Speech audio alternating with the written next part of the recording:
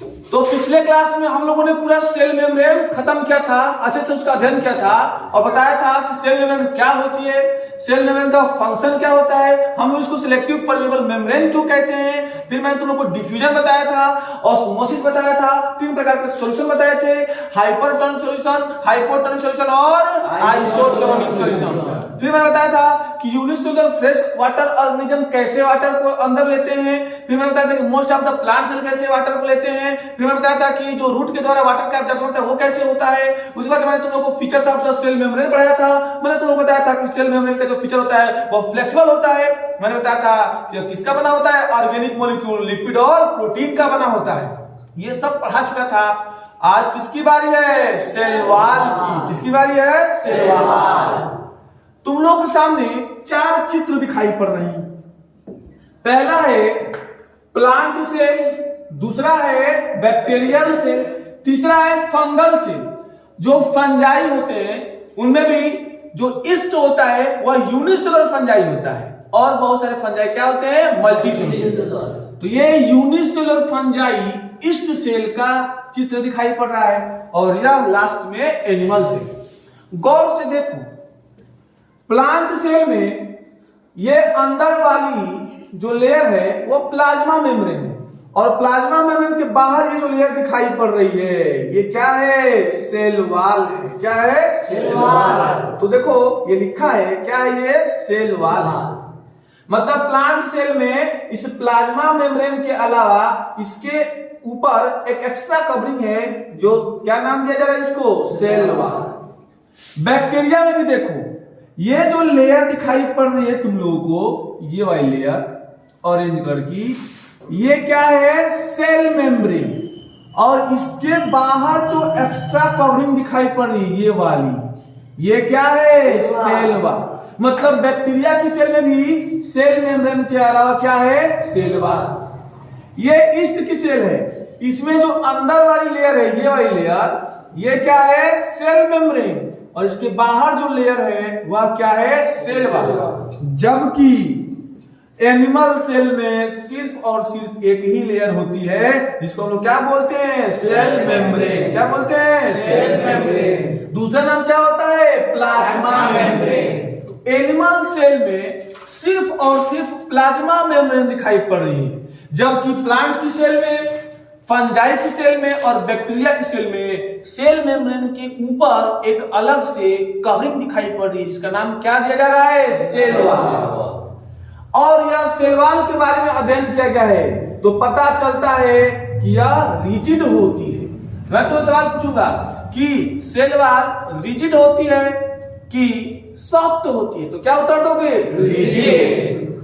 Cell membrane के बाहर होती है कि अंदर होती है, बाहर होती है। किसमें किसमें होती है, तो प्लांट सेल में, बैक्टीरिया की सेल में और फंजाई की सेल में।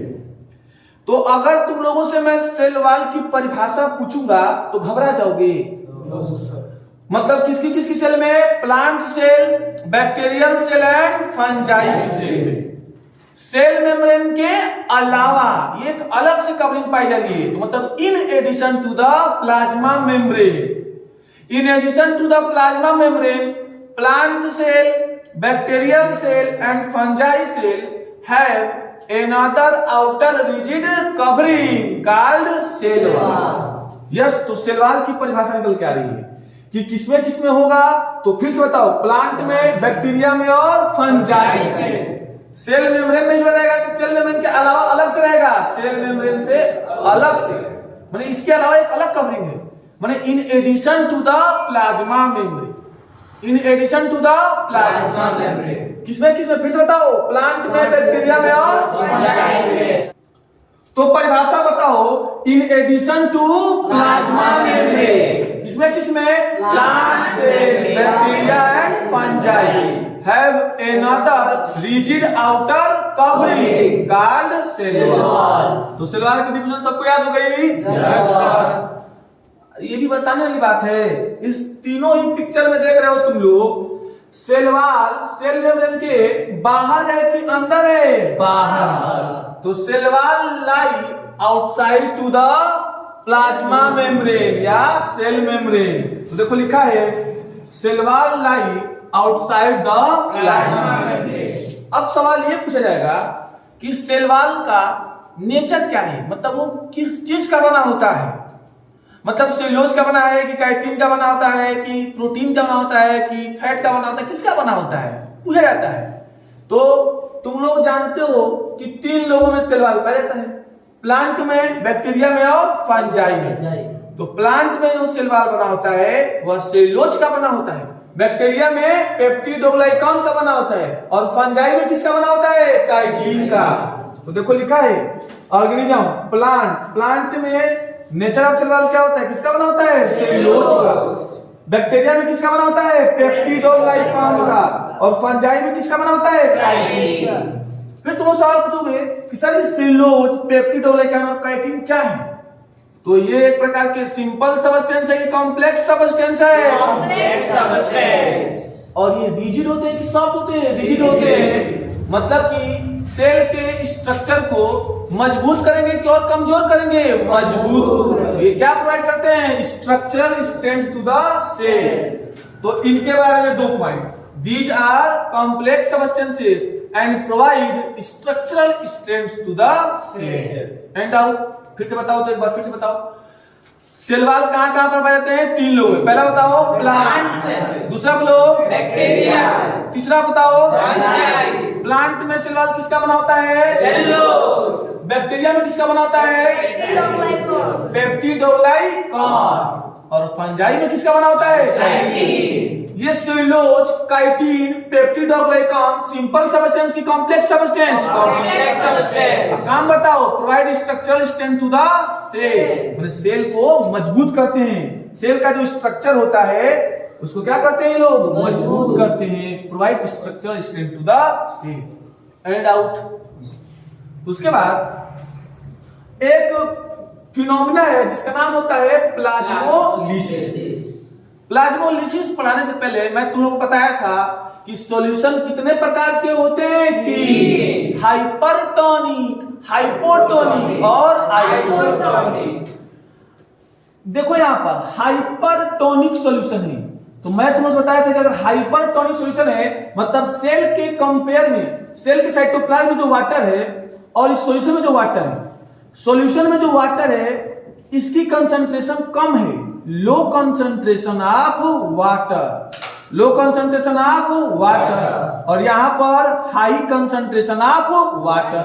तो सेल के अंदर हाई कंसंट्रेशन, इसी का ना मतलब होता है हाइपरटोनिक सॉल्यूशन, कि सेल के कंपैरिजन में सराउंडिंग वाले जो सॉल्यूशन है, सराउंडिंग जो सॉल्यूशन है उसमें वाटर का कंसंट्रेशन अगर लो है और सेल में ज्यादा है, हाइयर है, तो ऐसे सॉल्यूशन क्या बोलते हैं, हाइपरटोनिक। तो तुमने उसे बताया था सेल श्रिंक कर रही थी कि स्वेल कर रही थी, श्रिंक कर रही थी। क्यों? क्योंकि water always move from higher concentration to lower.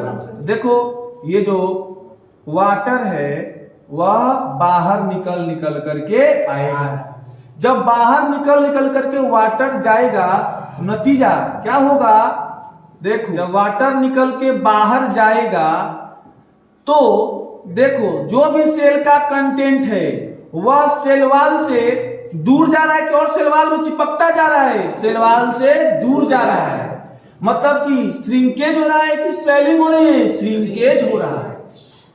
तो यह एक लिविंग प्लांट सेल है, यह क्या है, लिविंग प्लांट सेल। जैसे इस लिविंग प्लांट सेल को हम लोग हाइपरटोनिक सॉल्यूशन में रख रहे हैं तो ऑस्मोसिस के द्वारा वाटर बाहर आ रहा है, ऑस्मोसिस के द्वारा वाटर बाहर आ रहा है, तो रिजल्ट क्या आ रहा है, सेल का जो कंटेंट है वह श्रिंक कर रहा है, मतलब कि content of cell move away from the cell wall. देखो ये सेल वॉल है, इस सेल वॉल से सेल कंटेंट दूर जा रहा है और इसमें चिपक रहा है, दूर जा रहा है, और इसी घटना को हम लोग क्या बोलते हैं, प्लाज्मोलिसिस। तो क्या तुम लोगों को प्लाज्मोलिसिस की डिफिनेशन याद करने में कोई समस्या है? नहीं। डिफिनेशन देखो तो, when a living plant cell loses water, किस प्रोसेस की बदौलत, ऑस्मोसिस। क्योंकि जब भी वाटर सिलेक्टिव परिवहन मेम्ब्रेन से मूव करता है तो कौन सी घटना होती है, ऑस्मोसिस। तो जब ये वाटर को लॉस करेगा तो कौन सी घटना होगी? ऑस्मोसिस। तो every living plant cell loses water through osmosis. क्या होगा? सेल का कंटेंट श्रिंक करेगा। तो देयर इज ए श्रिंकेज, या किसी को हम लोग बोलेंगे contraction of the content of the cell away from the cell wall. Cell wall से सेल का कंटेंट दूर जा रहा है, किसमें चिपक रहा है? दूर जा रहा है। तो लिखा है या तो contraction of the contents of the cell away from the cell wall and this phenomena is known as plasmolysis. Any doubt? तो जब हम लोग सेल को प्लाज्मोलाइज करा देंगे तो देख लो यहां पर सेल का कंटेंट सेल वॉल से दूर चला गया है। इसी घटना का नाम क्या होता है? प्लाज्मोलाइसिस। अब सवाल यह है कि भाई हम लोग हाइपरटोनिक सिस्टम में रखे तो श्रिंक कर गया, घटना का नाम दे दिया प्लाज्मोलाइसिस। जब हम लोग हाइपोटोनिक में रखेंगे तब क्या होगा? देखो अब की बार हम लोग क्या किए हैं, इस सेल को, लिविंग सेल को हाइपोटोनिक सॉल्यूशन में रख दिए हैं। जब हम लोग हाइपोटोनिक सॉल्यूशन रखेंगे मतलब अब की बार बाहर H2O का कंसंट्रेशन ज्यादा होगा और सेल में कम होगा। तो अब की बार पानी सेल के अंदर जाएगा, और जब पानी सेल के अंदर जाएगा तो सेल स्वेल करेगी कि श्रिंक करेगी? स्वेल करेगी। तो अब की बार ये सेल का कंटेंट स्वेल करेगा कि श्रिंक करेगा? स्वेल करेगा, बाहर की तरफ फैलना शुरू हो जाएगा। लेकिन अच्छा एक बात बताओ, अगर ये सेल वॉल ना होता तो ये सेल स्वेल कर दी जाती, पानी अंदर जाता और स्वेल करती और पानी अंदर जाता, और नतीजा एक समय ऐसा आता कि ये जो सेल है वो फट जाती, सेल मेम्ब्रेन फट जाती और ये सेल मर जाती, नष्ट हो जाती। लेकिन ये तो शुक्र मनाओ कि सेल वॉल है और यह सेल वॉल इसको फटने से रोक दे रहा है। मतलब अगर हम लोग सेल को हाइपोटोनिक सॉल्यूशन में रख रहे हैं तो उसको बर्स्ट होने से कौन बचा रहा है? Cell wall. क्यों? क्योंकि जितना स्वेल करते वक्त सेल का कंटेंट सेल वॉल पर प्रेशर लगाता है उतना ही सेल वॉल इस सेल पर प्रेशर एग्जर्ट करता है और दोनों तरफ से प्रेशर बराबर हो जाता है, नतीजा सेल फटने से बच जाती है।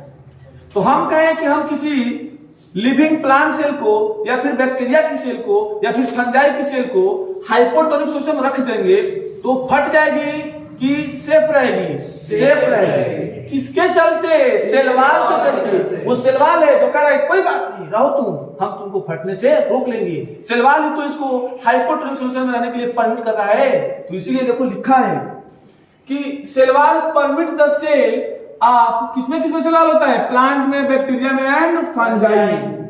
किस बात के लिए परमिट करता है? ताकि तुम डाइल्यूट सॉल्यूशन में, हाइपरटोनिक सॉल्यूशन में रहो, हम तुमको फटने से रोक लेंगे। कह रहा है विदस्टैंड वेरी डाइल्यूट या हाइपरटोनिक सॉल्यूशन विदाउट बर्स्टिंग। बिना फटे ही, बिना बस्ट हुए ही ये सेल हाइपरटोनिक सॉल्यूशन में रह सकती है। क्यों? क्योंकि कौन होता है? Cell wall. अगर यहाँ पर एनिमल सेल होती, मान लो ये सेल वॉल ना होता, सिर्फ क्या होती? एनिमल सेल, नतीजा क्या होता? ये सेल फट जाती, सेल बचती की फट जाती? क्यों? क्योंकि इसमें एनिमल सेल में सेल वॉल नहीं होता है, नतीजा यह सेल फट जाती और फट जाती तो डिस्ट्रॉय हो जाती। उसके बाद से इसके लिए तुम लोग देखो लिखा भी है कि अगर हम लोग हाइपोटोनिक सॉल्यूशन में, अगर हम लोग हाइपोटोनिक सॉल्यूशन में सेल को रखते हैं तो पानी अंदर जाएगा, पानी अंदर जाएगा तो बताओ कौन सी घटना होती रहेगी? ऑस्मोसिस। कौन सी घटना होती रहेगी? ऑस्मोसिस। लिखा है, एनसीईआरटी सब लाइन है कि in hypotonic solution cell tend to take up water by osmosis. लगातार ऑस्मोसिस होगा तो सेल फूलेगी, सेल फूलेगी तो किस पर प्रेशर लगाएगी? सेल वॉल पर। तो क्या सेल वॉल चुपचाप बैठा रहेगा कि वो भी प्रेशर लगाएगा? वो भी प्रेशर लगाएगा।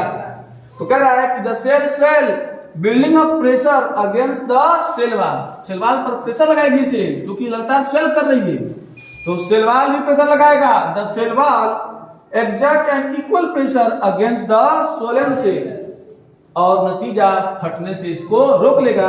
and due to this reason such cells can withstand in very dilute solution, मतलब हाइपरटोनिक सॉल्यूशन की हाइपोटोनिक सॉल्यूशन, हाइपोटोनिक सॉल्यूशन। एक बात और सुन लो, एक एक्टिविटी करा जाता है, एक बीकर में हम लोग सॉल्यूशन भरते हैं, उसमें लिविंग सेल रखते हैं और एक में डेड सेल। तो देखते हैं लिविंग सेल वाटर को अंदर ले रही है या फिर लिविंग सेल से वाटर बाहर निकलता है, मतलब कि लिविंग सेल ऑस्मोसिस को परफॉर्म करती है लेकिन डेड सेल में कोई चेंज नहीं होता है, यह ऑस्मोसिस परफॉर्म नहीं करती। सवाल पूछेगा ऐसा क्यों, तो क्या बताओगे कि जो डेड सेल होती है उसकी सेल मेम्ब्रेन की परमिएबिलिटी लॉस हो जाती है, इसीलिए वो ऑस्मोसिस परफॉर्म नहीं करती। तो देखो सवाल लिखा है only living cell are able to absorb water by osmosis and not dead cell, ऐसा क्यों? Because dead cell losses the permeability of the cell membrane. Any doubt? तो एक बार फिर से बता दो, दुनिया में जितनी भी सेल होती है उसमें कितनी चीजें होती हैं? 3। पहला बता दो सेल मेम्ब्रेन, दूसरा बता दो न्यूक्लियस, तीसरा बता दो साइटोप्लाज्म। तो हम लोगों ने सेल मेम्ब्रेन पढ़ लिया। हाँ, सेल मेम्ब्रेन के अलावा एक एक्स्ट्रा कवरिंग होती है प्लांट सेल में, बैक्टीरियल सेल में और फंजाई सेल में, उसको हम सेल वॉल बोलते हैं, वो भी हम लोगों ने पढ़ लिया। अब किसकी बारी है? न्यूक्लियस। अगले क्लास में क्या सीखेंगे? न्यूक्लियस। तब तक के लिए once again love you all, thank you.